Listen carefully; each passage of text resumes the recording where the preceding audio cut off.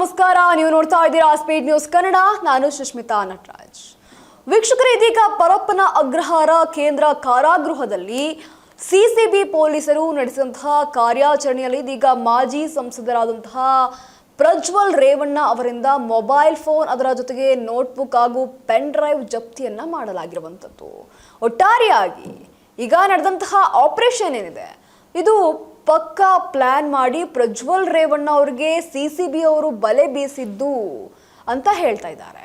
ಒಟ್ಟಾರೆಯಾಗಿ ಇಲ್ಲಿ ಏನೇನೆಲ್ಲ ಆಯಿತು, ಜೈಲಿನ ಒಳಗಿನ ಅಕ್ರಮಗಳಿಗೆ ಎಲ್ಲೋ ಒಂದ್ ಕಡೆ ನೆರವಾಗ್ತಾ ಇದ್ದಂತಹ ಸಿಬ್ಬಂದಿಗೆ ಎಲ್ಲೋ ಒಂದ್ ಕಡೆ ಚೋಕ್ ಕೊಡೋದಕ್ಕೆ ಸಿಸಿಬಿ ಹಿರಿಯ ಅಧಿಕಾರಿಗಳು ರೂಪಿಸಿದಂತಹ ಪಕ್ಕಾ ಪ್ಲಾನ್ ಅಂತ ಹೇಳ್ತಾ ಇದ್ರು. ಒಟ್ಟಾರೆಯಾಗಿ ಈ ಪಕ್ಕಾ ಪ್ಲಾನ್ ಇದೀಗ ಯಶಸ್ಸಾಗಿದೆ.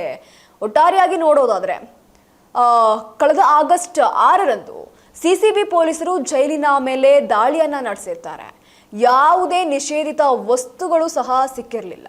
ಇನ್ನು ಸಿಸಿಬಿ ತಂಡ ಎಂಟ್ರಿ ನೀಡ್ತಾ ಇದ್ದಂತೆ ಜೈಲಿನ ಮುಖ್ಯ ದ್ವಾರದಲ್ಲಿದ್ದಂತಹ ಸಿಬ್ಬಂದಿ ಒಳಗಿದಂತಹ ಕೈದಿಗಳಿಗೆ ಸೌಂಡ್ ಅಥವಾ ಕೋಡ್ ಸಿಗ್ನಲ್ ಮೂಲಕ ಸುಳುವನ್ನ ನೀಡ್ತಾ ಇರ್ತಾರೆ. ಇನ್ನು ದಾಳಿಗೆ ತೆರಳುತ್ತಾ ಇದ್ದಂತಹ ಪ್ರತಿಯೊಬ್ಬ ಅಧಿಕಾರಿಗಳಿಗೆ ಸಿಗ್ನಲ್ ಹಾಕಿ ಒಳಗೆ ಕಳಿಸಲು ಇದೀಗ ಕನಿಷ್ಠ 30 ನಿಮಿಷ ತೆಗೆದುಕೊಳ್ಳಲಾಗುತ್ತೆ. ಈ ಸಮಯದ ಒಳಗಿದಂತಹ ಕೈದಿಗಳ ಮೊಬೈಲ್ ಹಾಗೂ ಇತರ ವಸ್ತುಗಳನ್ನ ಬಚ್ಚಿಡ್ತಾ ಇದ್ರು ಅಂತ ಹೇಳ್ತಾ ಇರುವಂತದ್ದು. ಹಾಗಾದ್ರೆ ಈ ಬಾರಿ ಸಿಕ್ಕಿಬಿದ್ದಿದ್ದು ಹೇಗೆ? 120 ಅಧಿಕಾರಿಗಳು ಬೃಹತ್ ಪಡೆಯನ್ನ ಹೊರಗೆ ನಿಲ್ಲಿಸಿ ಸಿಸಿಬಿಯ 2 ಡಿಸಿಪಿ ಶ್ರೇಣಿಯ ಅಧಿಕಾರಿಗಳು ಜೈಲು ಅಧಿಕಾರಿಗಳ ಜೊತೆ ಸಭೆಯನ್ನ ನಡೆಸುವಂತಹ ನೆಪದಲ್ಲಿ ಜೈಲಿನ ಒಳಗೆ ಪ್ರವೇಶವನ್ನ ಪಡ್ಕೊಂಡಿರ್ತಾರೆ. ಇನ್ನು ಡಿಸಿಪಿಗಳ ಕಾರಿನಲ್ಲಿ ರಹಸ್ಯವಾಗಿ 2 ಇನ್ಸ್ಪೆಕ್ಟರ್ಗಳು ಜೈಲಿನ ಆವರಣವನ್ನ ಪ್ರವೇಶವನ್ನ ಮಾಡಿರ್ತಾರೆ. ಇನ್ನು ಈ ಪೈಕಿ 2 ಜೈಲಿನ ಕಂಟ್ರೋಲ್ ರೂಮ್ಗೆ ತೆರಳಿ ಅಲ್ಲಿಂದ ಒಳಗಿನ ಬ್ಯಾರಕ್ಗಳಿಗೆ ಯಾವುದೇ ಮೆಸೇಜ್ ಅಥವಾ ವಾಕಿ ಟಾಕಿ ಸಂದೇಶ ಹೋಗದಂತೆ ತಡೆದಿರ್ತಾರೆ. ಇನ್ನು 2ನೇ ಇನ್ಸ್ಪೆಕ್ಟರ್ ನೆರವನ್ನಾಗಿ ಸಿಸಿಟಿವಿ ಕೋಆರ್ಡಿನೇಟ್ ಸೆಂಟರ್ಗೆ ತೆರಳಿ ಇಡೀ ಕಂಟ್ರೋಲ್ ಸಿಸ್ಟಮ್ ಅನ್ನ ಇದೀಗ ತಮ್ಮ ವಶಕ್ಕೆ ಪಡ್ಕೊಂಡಿರ್ತಾರೆ.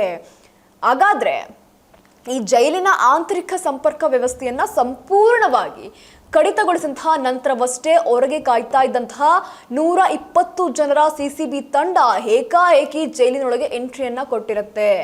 ಹಾಗಾದ್ರೆ ಇಲ್ಲಿ ಕಂಡು ಬಂದಂತಹ ಪ್ರಜ್ವಲ್ ರೇವಣ್ಣ ಅವರ ವಿಚಾರ ನೋಡೋದಾದ್ರೆ, ಈ ವಿಚಾರಕ್ಕೆ ಸಂಬಂಧಪಟ್ಟಂತೆ ಈಗ ಅವ್ರ ಫೋನ್ ಆಗಿರ್ಬೋದು, ಪೆನ್ ಡ್ರೈವ್ ಆಗಿರ್ಬೋದು, ಚಾರ್ಜರ್ ಆಗಿರ್ಬೋದು, ನೋಟ್ಬುಕ್ ಆಗಿರ್ಬೋದು, ಇವೆಲ್ಲವೂ ಸಹ ಸಿಕ್ಕಂತಹ ನಂತರ ಪ್ರಜ್ವಲ್ ರೇವಣ್ಣ ಹೇಳಿದ್ದೇನು ಅಂದ್ರೆ, ಇದೀಗ ತಂಡದ ನೆರವಾಗಿ ಪ್ರಜ್ವಲ್ ರೇವಣ್ಣ ಅವರಿದ್ದಂತಹ ಸೆಲ್ಗೆ ತೆರಳಿ ಪರಿಶೀಲನೆಯನ್ನ ನಡೆಸಿದಾಗ ಅವರ smart phone, pen drive, notebook ಪತ್ತೆಯಾಗಿರ್ತವೆ.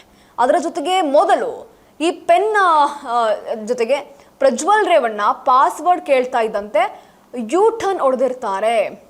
Mobile password open ಮಾಡುವಂತೆ ಸೂಚಿಸಿದಾಗ ತಕ್ಷಣ ಅಲರ್ಟ್ ಆದಂತಹ ಪ್ರಜ್ವಲ್ ಇದು ನಂದಲ್ಲ, ನನಗೆ ಗೊತ್ತಿಲ್ಲ, ನನ್ನದಲ್ಲ ಅಂತ ಹೇಳಿರ್ತಾರೆ. ಇನ್ನು ಈ ರೀತಿಯಾಗಿ ಸಿಸಿಬಿ ಪೊಲೀಸರ ಮೂಲಗಳು ಸಹ ತಿಳಿಸಿರುವಂಥದ್ದು. ಹಾಗಾದ್ರೆ ಈ ವಿಚಾರದ ಬಗ್ಗೆ ಅಲೋಕ್ ಕುಮಾರ್ ಏನಂತ ಹೇಳಿದ್ದಾರೆ, ಎಲ್ಲೋ ಒಂದ್ ಕಡೆ ಬಿಸಿ ಯಾವ ರೀತಿ ಮುಟ್ಟಿದೆ ಅಂತ ನೋಡೋದಾದ್ರೆ, ಜೈಲಿನೊಳಗಿನ ನಿಷೇಧಿತ ವಸ್ತುಗಳು ಸರಬರಾಜು ಆಗ್ತಾ ಇರುವಂತಹ ಕಾರಣ ಅದಕ್ಕೆ ಸಹಕರಿಸಿದಂತಹ ಜೈಲಿನ ಹಿರಿಯ ಅಧಿಕಾರಿಗಳು ಹಾಗೂ ಸಿಬ್ಬಂದಿ ವಿರುದ್ಧ ಇದೀಗ ಕಟ್ಟುನಿಟ್ಟಿನ ಕ್ರಮ ಕೈಗೊಳ್ಳೋದಕ್ಕೆ ಇದೀಗ ಡಿಜಿಪಿ ಅಲೋಕ್ ಕುಮಾರ್ ಇದೀಗ ಮುಂದಾಗಿರುವಂಥದ್ದು. ಒಟ್ಟಾರೆಯಾಗಿ ಜೈಲು ಸಿಬ್ಬಂದಿಗೆ ನೋಟಿಸ್ ಜಾರಿ ಆಗುವಂತಹ ಸಾಧ್ಯತೆ ಕೂಡ ಇರುವಂಥದ್ದು. ಆಗ್ಲೇ ಈರಣ್ಣ ಅವರಿಗೆ ಇರುವಂತಹ ಕೆಲಸದಿಂದ ತೆಗೆದಾಕಬೇಕು ಅಥವಾ ನೋಟಿಸ್ ಕಳಿಸ್ಬೇಕು ಅನ್ನುವಂತಹ ಮಾತುಕತೆ ನಡೀತಾ ಇದೆ. ಆಲ್ರೆಡಿ ಕಳಿಸಿರ್ತಾರೆ. ಇನ್ನು ಅದೇ ರೀತಿಯಾಗಿ ಪ್ರಜ್ವಲ್ ರೇವಣ್ಣ ಅವರಿಗೆ ಜೈಲಿನಲ್ಲಿ ನೀಡಲಾಗ್ತಾ ಇದ್ದಂತಹ ವಿಶೇಷ ಸೌಲಭ್ಯಗಳು ಏನಿದೆಯಲ್ಲ ಅವೆಲ್ಲದರ ಕುರಿತು ಇದೀಗ ತನಿಖೆಯನ್ನ ನಡೆಸ್ತಾ ಇದ್ದಾರೆ. ಇನ್ನು ಇರುವಂತಹ ವಿಶೇಷ ಸೌಲಭ್ಯಗಳನ್ನು ಸಹ ಇದೀಗ ಕಡಿತಗೊಳಿಸ್ತಾರೆ. ಸಜಾ ಕೈದಿಗೆ ಯಾವೆಲ್ಲ ರೀತಿಯಲ್ಲಿ ಪೊಲೀಸ್ ಕಸ್ಟಡಿಯಲ್ಲಿ ಸಿಗ್ತಾ ಇರುತ್ತಲ್ಲ, ಸಜಾ ಕೈದಿಗೆ ಇರುವಂತಹ ನಿಯಮವನ್ನ ಈಗ ಪ್ರಜ್ವಲ್ ರೇವಣ್ಣ ಅವ್ರಿಗೂ ಸಹ ಅಪ್ಲೈ ಮಾಡಬೇಕು ಅನ್ನುವಂತಹ ನಿಟ್ಟಿನಲ್ಲಿ ಈಗಾಗಲೇ ಮಾತುಕತೆಗಳು ನಡೆದಿರುವಂಥದ್ದು. ಒಟ್ಟಾರೆಯಾಗಿ ಈ ವಿಷಯಕ್ಕೆ ಸಂಬಂಧಪಟ್ಟಂತೆ ಮುಂದೆ ಅಧಿಕಾರಿಗಳು ಯಾವೆಲ್ಲ ರೀತಿಯ ತೀರ್ಮಾನವನ್ನ ಕೈಗೊಳ್ತಾರೆ, ಇರುವಂತಹ ಬೇರೆ ಕೈದಿಗಳ ಬಳಿ ಏನಾದರೂ ಸಿಕ್ಕಿದೆಯಾ, ಇವೆಲ್ಲವೂ ಸಹ ಇದೀಗ ನಡೀತಾ ಇರುವಂತಹ ವಿಚಾರ. ಇದಾಗಿತ್ತು ಈ ಕ್ಷಣದ ಸುದ್ದಿ. ಮತ್ತಷ್ಟು ಅಪ್ಡೇಟ್ಸ್ಗಾಗಿ ನೀವು ನೋಡ್ತಾ ಇರಿ ಸ್ಪೀಡ್ ನ್ಯೂಸ್ ಕನ್ನಡ. ಸುದ್ದಿ ನಿಮ್ಮದು, ವೇಗ ನಮ್ಮದು.